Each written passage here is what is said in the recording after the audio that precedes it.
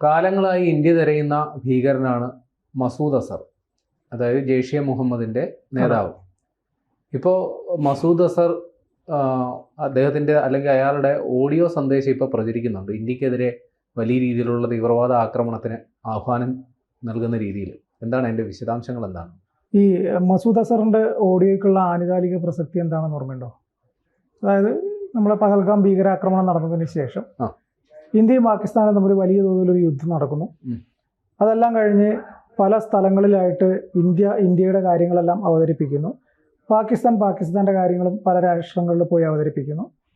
അവിടെ ഏറ്റവും അവസാനമായിട്ട് ഇന്ത്യയുടെ മുന്നിൽ പല രാഷ്ട്രങ്ങളും ഇന്ത്യയും പാകിസ്ഥാനും തമ്മിൽ ഇങ്ങനെ അടിച്ച് പിരിയാൻ നിൽക്കരുത്, ഒരു സൗഹൃദപരമായ തീരുമാനത്തിലേക്ക് പോകണം എന്ന് പറഞ്ഞപ്പോൾ ഇന്ത്യ പറഞ്ഞ ഒരൊറ്റ കാര്യം, 2 ഭീകരർ മസൂദ് അസറും മറ്റേ ചങ്ങാതി ഹാഫിസ് സയ്യിദ്, ഈ 2 പേരെ നിങ്ങൾ പാകിസ്ഥാൻ ചെല്ലും ചെലവും കൊടുത്ത് വളർത്തുന്നതാണ്, അവരെ ഇന്ത്യക്ക് വിട്ടുതരണം.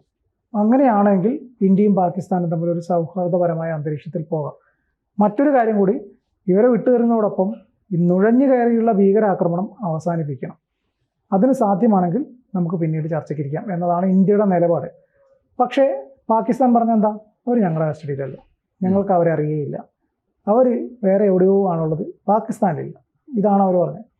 കഴിഞ്ഞ ദിവസം ബിലാവൽ ഭൂട്ടോ ഇന്ത്യയോട് പറഞ്ഞു, ഞങ്ങളുടെ കസ്റ്റഡിയിൽ ഉണ്ടെങ്കിൽ ഞങ്ങൾ വിട്ടുതരാൻ തയ്യാറാണ്. അപ്പോൾ ഇന്ത്യ ബ്ലോക്ക് ചെയ്ത് വെച്ച വെള്ളവും കാര്യങ്ങളും മറ്റു കാര്യങ്ങളും ഞങ്ങൾക്ക് തരാൻ തയ്യാറാകണം, ഞങ്ങൾക്ക് നല്ല രീതിയിൽ പോകാനാണ് താല്പര്യം എന്ന് ബിലാവൽ ഭൂട്ടോ പറഞ്ഞപ്പോൾ ഇദ്ദേഹത്തിൻ്റെ, അതായത് മസൂദ് അസറിൻ്റെ കുടുംബത്തിൽ നിന്ന് തന്നെ ബിലാവൽ ഭൂട്ടോയ്ക്കെതിരെയുള്ള ആരോപണവുമായിട്ട് വന്നു. അങ്ങനെ അത് സാധ്യമാകുന്നതല്ല എന്ന് പറഞ്ഞത്. ഈ ഒരു അന്തരീക്ഷത്തിലാണ് ഇദ്ദേഹത്തിൻ്റെ ഓഡിയോ വരുന്നത്. ഇദ്ദേഹത്തിൻ്റെ ഓഡിയോ വരുന്നതിൻ്റെ അതിൻ്റെ കുറച്ച് വിശദാംശങ്ങളുണ്ട്. അതിലെന്താണ് പറയുന്നതെന്നുള്ളത് അത് ഞാൻ വായിക്കാം. അതായത് പാകിസ്ഥാൻ ആസ്ഥാനമായുള്ള ഭീകര സംഘടനയായ ജെയ്ഷെ മുഹമ്മദിൽ ജിഹാദിന് തയ്യാറായി 10,000 ഫിദായിനുകൾ എന്ന് പറഞ്ഞാൽ ജീവൻ വരെ കളയാൻ തയ്യാറായി നിൽക്കുന്ന ആളുകൾ, ചുരുക്കി പറഞ്ഞാൽ ചാവേർ ആക്രമണം നടത്താൻ തയ്യാറായി നിൽക്കുന്ന ആളുകൾ എന്നാണ് പറയുന്നത്. അവർ ജീവൻ നഷ്ടപ്പെടുത്തി ആക്രമണത്തിന് തയ്യാറായി നിൽക്കുന്നുണ്ട് എന്നാണ് ഇദ്ദേഹം ആ ഓഡിയോയിൽ പറയുന്നത്. മസൂദിൻ്റെതെന്ന് കരുതുന്ന ഓഡിയോ ക്ലിപ്പിലാണ് ഇക്കാര്യമുള്ളത്. പാകിസ്ഥാനിലെ ബഹവൽപൂരിലെ പള്ളിയിൽ നിന്നെടുത്തതായി പുറപ്പെടുന്ന ശബ്ദ സന്ദേശം ഒരു ദേശീയ മാധ്യമമാണ് പുറത്തുവിട്ടത്. 2019 മുതൽ പൊതുവേദികളിൽ പ്രത്യക്ഷപ്പെട്ടിട്ടില്ല ഇദ്ദേഹം. എവിടെയോ ഒളിച്ചിരിക്കുകയാണ്. അവിടെ നിന്നാണ് എല്ലാ ആക്രമണങ്ങളും പ്ലാൻ ചെയ്ത് നടപ്പിലാക്കുന്നത് എന്നാണ് അറിയുന്നത്. അതിനുശേഷം ഇദ്ദേഹത്തിൻ്റെതായിട്ട് പുറത്തു വരുന്ന ഒരു ഓഡിയോ ക്ലിപ്പാണ് ഇത്. ഇത്രയും നാൾ ഇദ്ദേഹം എവിടെയാണ്, ഇദ്ദേഹത്തെക്കുറിച്ച് വിവരങ്ങളൊന്നും പൊതുസമൂഹത്തിലില്ല. പക്ഷേ പാകിസ്ഥാന് കൃത്യമായിട്ട് അറിയുകയും ചെയ്യാം. മുജാഹിദിന് നൽകുന്ന ഫണ്ട് ജിഹാദിന് ഉപയോഗിക്കും. വലിയ മതനേതാക്കളെ പോലെ തന്നെ പാകിസ്ഥാനും മുജാഹിദിൻ്റെ അനുഗ്രഹം വേണമെന്നും അസർ പറയുന്നു. ജെയ്ഷെ മുഹമ്മദിന് 30,000 പോരാളികളുണ്ടെന്നും ഒരു ശക്തിക്കും മിസൈലിനും വരെ അവരെ ഇല്ലാതാക്കാൻ കഴിയില്ല എന്നുമാണ് ഇദ്ദേഹം ഈ ഓഡിയോ ക്ലിപ്പിൽ പറയുന്നത്. ഐക്യരാഷ്ട്രസഭ ഭീകരനായി പ്രഖ്യാപിച്ച അസർ പാകിസ്ഥാനിലുണ്ടെന്ന ആരോപണം മുൻ പാകിസ്ഥാൻ വിദേശകാര്യമന്ത്രി ബിലാവൽ ഭൂട്ടോ തള്ളിക്കളഞ്ഞതിന് ദിവസങ്ങൾക്ക് പിന്നാലെയാണ് ഓഡിയോ പുറത്തു വരുന്നത്. നിരവധി ഭീകരാക്രമണങ്ങളുടെ പേരിൽ ഇന്ത്യ അന്വേഷിക്കുന്ന അസറിനെ തിരിച്ചറിയാനോ അറസ്റ്റ് ചെയ്യാനോ സർക്കാരിന് കഴിഞ്ഞിട്ടില്ലെന്ന് അദ്ദേഹം മാധ്യമപ്രവർത്തകരോട് പറഞ്ഞു. അതായത് പാകിസ്ഥാനിലില്ല എന്നുള്ളത് അവർ നേരത്തെ പറഞ്ഞിട്ടുള്ള കാര്യമാണ്. ഭീകര നേതാവ് പാകിസ്ഥാനിലുണ്ടെന്ന് ഇന്ത്യ തെളിയിച്ചാൽ ജെയ്ഷെ മുഹമ്മദ് തലവനെ അറസ്റ്റ് ചെയ്യുന്നതിൽ പാകിസ്ഥാന് സന്തോഷമാകുമെന്നും ബിലാവൽ പറഞ്ഞു. മുംബൈ ഭീകരാക്രമണത്തിന്റെ സൂത്രധാരനായ അസർ 2001 പാർലമെന്റ് ആക്രമണം, 2016 പട്ടാൻകോട്ട് ഭീകരാക്രമണം, 2019 പുൽവാമ ഭീകരാക്രമണം എന്നിവയുടെയും സൂത്രധാരനാണ്. അസറിനെയും ലഷ്കർ ഇ തോയ്ബ തലവൻ ഹാഫിസ് സയ്യിദിനെയും പാകിസ്ഥാനിൽ നിന്ന് കൈമാറണമെന്ന് ഇന്ത്യ വളരെ വർഷങ്ങളായിട്ട് ആവശ്യപ്പെട്ടതാണ്. എന്നാൽ ഇന്ത്യ ആവശ്യപ്പെടുന്ന ഭീകരർ പാകിസ്ഥാനിൽ ഇല്ലെന്നാണ് പാക് അധികൃതർ തന്നെ പറയുന്നത്. ഓപ്പറേഷൻ സിന്ദൂറിൽ ബഹാവൽപൂരിലെ ജെയ്ഷെ മുഹമ്മദിൻ്റെ ആസ്ഥാനം ഇന്ത്യ തകർത്തതിനെ തുടർന്ന് തൻ്റെ കുടുംബത്തിലെ 10 പേർ കൊല്ലപ്പെട്ടതായി അസർ സമ്മതിച്ചിരുന്നു. അത് അന്ന് വാർത്തയായതാണ്. അതെന്ന് വെച്ചാൽ ഇന്ത്യ അവിടെ ആരെയും, ഒരു സാധാരണക്കാരായ ജനങ്ങളെ ആരെയും കൊലപ്പെടുത്തിയിട്ടില്ല. പകരം അവിടെയുള്ള ഭീകര താവളങ്ങൾ 9 ഭീകര താവളങ്ങളാണ് ഞങ്ങൾ ലക്ഷ്യമിട്ട് തകർത്തു വന്നത് എന്ന് ഇന്ത്യ അന്ന് തന്നെ പറഞ്ഞിരുന്നു. അതിൽ നിരവധി പേര് കൊല്ലപ്പെട്ടിട്ടുണ്ടെന്ന് പറഞ്ഞു. ഇപ്പോൾ ഇദ്ദേഹത്തിൻ്റെ കുടുംബത്തിൽ നിന്ന് തന്നെ 10 പേരാണ് കൊല്ലപ്പെട്ടതെന്നുള്ളത് അന്ന് വാർത്ത വന്നിരുന്നു. നിലവിലെ സാഹചര്യത്തിൽ ഇദ്ദേഹം പാകിസ്ഥാനിലുണ്ട് എന്നുള്ളതാണ് വിവരം. കാരണം അവിടെയുള്ള ഒരു പള്ളിയിൽ നിന്നാണ് ഈ ഓഡിയോ സന്ദേശം എടുത്തത് എന്നാണ് വാർത്ത പുറത്തു വരുന്നത്. അപ്പോൾ ബിലാവൽ ഭൂട്ടോ പറയുന്നത് കള്ളമല്ലേ? ഉറപ്പായിട്ടും ബിലാവൽ ഭൂട്ടോ പറഞ്ഞത് അയാൾ അഫ്ഗാനിസ്ഥാനിൽ എവിടെയോ ആണ് എന്നുള്ളതാണ് പറഞ്ഞത്. പാകിസ്ഥാനിലില്ല. അഫ്ഗാനിസ്ഥാനിൽ പോയി ഞങ്ങൾക്ക് പിടിച്ചുകൊണ്ട് തരാൻ സാധ്യത അല്ല എന്നാണ് പറയുന്നത്. പക്ഷേ ഹാഫിസ് സയ്യിദിന്റെ കാര്യത്തിൽ അതല്ല സ്ഥിതി. ഹാഫിസ് സയ്യിദ് അവരുടെ കസ്റ്റഡിയിലാണെന്ന് തന്നെയാണ് അവർ സമ്മതിക്കുന്നത്. പക്ഷെ കസ്റ്റഡി എന്നുള്ളത് മറ്റേ ഹൗസ് കസ്റ്റഡിയാണ്, വീട്ടുതടങ്കൽ. ഈ വീട്ടുതടങ്കൽ എല്ലാ സൗകര്യങ്ങളും ഒരുക്കി കൊടുത്തുള്ള എല്ലാ സൗകര്യം, അതായത് സായുധ സേനയുടെ സംരക്ഷണയിൽ വീട്ടിൽ കഴിയുക, നല്ല സുരക്ഷാ ഗാർഡുകളുടെ സംരക്ഷണയിൽ വീട്ടിൽ കഴിയുക മാത്രമാണ് അയാൾ ചെയ്യുന്നത്. അല്ലാണ്ട് അയാൾക്കൊരു തടവും ഇല്ലൊരു മണ്ണാങ്കട്ടയില്ല.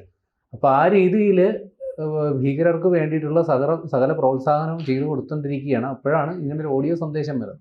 ഏതായാലും ഈ പറയുന്ന മസൂദ് അസർ എന്ന് പറയുന്ന ആൾ എവിടെയാണെന്നുള്ളത് നമുക്ക് ഇതുവരെ ട്രേസ് ചെയ്യാൻ പറ്റിയിട്ടില്ല എന്നുള്ളത് വാസ്തവം തന്നെ. അല്ലായിരുന്നെങ്കിൽ അയാൾ കൃത്യം നമുക്ക് എവിടെ ഉണ്ടെന്ന് കണ്ടെത്തിയിരുന്നെങ്കിൽ ഇപ്പോൾ പാകിസ്ഥാനിൽ പലയിടങ്ങളിൽ അജ്ഞാത ആക്രമണത്തിൽ പലരും കൊല്ലപ്പെട്ടു ഈ കഴിഞ്ഞ കാലയളവിലാണ്. ഇപ്പം മസൂദ് അസറിനെ പോലെ ഒരാളെ നമ്മൾ വല്ലാണ്ട് തിരയുന്നുണ്ട്, പക്ഷേ അയാളെ കൃത്യമായി ഒളിപ്പിച്ചിട്ടുണ്ട് എവിടെയോ. അല്ല, അത് കൃത്യമായിട്ട് ഒരു ബാക്കപ്പ് ഇല്ലാണ്ട് അങ്ങനെ ഒളിച്ചു നിൽക്കാൻ പറ്റില്ലല്ലോ അദ്ദേഹത്തിന്. ആളെ എന്തായാലും ഒന്നുകിൽ പാകിസ്ഥാൻ അല്ലെങ്കിൽ അഫ്ഗാനിസ്ഥാൻ, ഈ രണ്ട് സ്ഥലത്തല്ല അതിനപ്പുറത്തേക്ക് ഇങ്ങനെ. ഈ മസൂദ് അസർ ഇപ്പോൾ നടത്തിയിരിക്കുന്ന പ്രഖ്യാപനമുണ്ട്, 10,000-ഓളം ഹിദായിലുകൾ, അതായത് ചാവേറുകൾ. പക്ഷേ ഇന്ത്യ ഇപ്പോൾ ഒരു നിലപാടെടുത്തിട്ടുണ്ട്. അതായത് ഇന്ത്യയിൽ നടക്കുന്ന ഒരു ഭീകരാക്രമണം എന്ന് പറയുന്നത് ഇന്ത്യക്കെതിരെയുള്ള യുദ്ധമായിട്ടാണ് കണക്കാക്കുക. അതൊരു ഭീകരപ്രവർത്തനമായിട്ടല്ല കണക്കാക്കുക, ഒരു യുദ്ധം.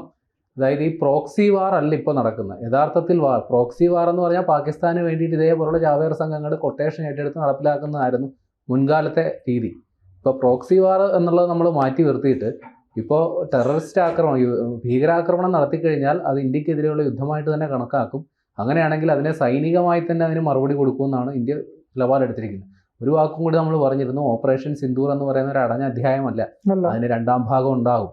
അപ്പോൾ ഇങ്ങനെയുള്ള ഈ മസൂദ് അസറിനെ പോലുള്ളവർ ഇതേപോലുള്ള ഈ ഗീർവാണമൊക്കെ ഇറക്കി ആളുകളൊക്കെ ഇങ്ങോട്ട് പറഞ്ഞു വിടാൻ ഉദ്ദേശിക്കുന്നുണ്ടെങ്കിൽ ഇനിയും പണി എരന്നു വാങ്ങാനായിരിക്കും വിധി. എന്തായാലും ഇന്ത്യ കൃത്യമായിട്ട് അതിന് മറുപടി കൊടുത്തിട്ടുണ്ട്. ഇങ്ങനെയുള്ള ഓഡിയോ സന്ദേശത്തിലൊന്നും ഞങ്ങൾ ഭയപ്പെടില്ല എന്നുള്ളതാണ് ഇന്ത്യയുടെ നിലപാട്. കാരണം ഇതുപോലുള്ള ഓഡിയോ സന്ദേശം അയച്ച് 10,000 അല്ല, 30,000 എണ്ണത്തിന് ഇങ്ങോട്ട് വിട്ട് കഴിഞ്ഞാലും അതൊക്കെ തകർക്കാനുള്ള ശേഷി ഇന്ത്യക്കുണ്ട്. നമ്മൾ കൃത്യമായിട്ട് തെളിയിച്ച് കാണിച്ചു കൊടുത്തതാണ് അന്ന് ഓപ്പറേഷൻ സിന്ദൂറിന്റെ സമയത്ത്. അല്ല, ഇത് ഈ മസൂദ് അസറിന്റെ ഓഡിയോയിൽ പറയുന്നുണ്ടല്ലോ മിസൈലിനും തടുക്കാൻ പറ്റില്ലെന്ന്. പിന്നെ നെഞ്ചത്തേക്ക് മിസൈൽ, അയാളുടെ 10 ബന്ധുക്കൾ മരിച്ചത് പിന്നെ എങ്ങനെയാ? കാറ്റടിച്ചിട്ടായിരിക്കും. അല്ല, പറയുന്നതിന് അതായത് അവരുടെ ഫോളോവേഴ്സിന് ആവേശം കൊള്ളിക്കാൻ മിസൈൽ എന്നല്ല, അവർ വേറെ അതിനും വലുത് പറയും. കാരണം അവരെയൊക്കെ ആവേശം കൊള്ളിച്ച് നിർത്തിയാൽ മാത്രമേ ഇവരുടെ കച്ചവടം നടക്കുള്ളൂ. അതായത് കുറെ അണികൾ, അതായത് ഇവർ ഈ മതപഠനമാണ് ഏറ്റവും വലിയ പ്രശ്നം. അതിൽ ആളുകളെ പറഞ്ഞ് തെറ്റിദ്ധരിപ്പിക്കും. അതായത് ഈ ഇത്തരത്തിലുള്ള ജിഹാദി പ്രവർത്തനങ്ങൾ നടത്തിയാൽ സ്വർഗപ്രാപ്തി ഉണ്ടാകും, ഈ ജീവിതത്തിൻ്റെ പരമമായ ലക്ഷ്യം സ്വർഗത്തിൽ പോവുക എന്നുള്ളതാണെന്ന് ചിന്തിക്കുന്ന വിവരദോഷികളുണ്ട് ആ നാട്ടിൽ.